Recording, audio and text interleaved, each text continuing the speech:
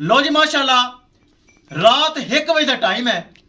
मेरा पक्का सबसक्राइबर जो फैसलाबाद बह के अरसलान भाई होंदा है तो गावां लैंदा है। अज फिर आ गया है रात।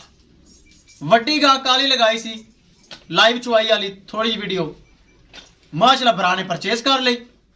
गाय माशाल्लाह अच्छी है भाई, अच्छी है, राजी हो, खुश हो? जबरदस्त। चलो ए अरसलान भाई जे जिंदे जानवर जांदे हुंदे न गट वाला फैसलाबाद, अल्लाह ताला भाई अरसलान दे नसीब करे। किसे भरावे नूं मजीद जानवर चाहिए होवे राबता कर सकता है, परचेज कर सकता है।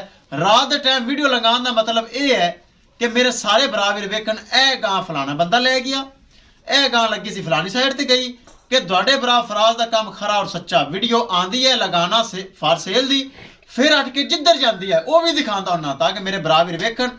इस अलावा जानवर मौजूद हैं, थले वच्छी वाली बेहतरीन गां मौजूद है। किसी भरावीर चाहिए हो रब्ता कर सकता है। कैमरामैन साहब गां भाई की छड़ के पराली पा के अल्लाह दे सुपुर्द कर दो।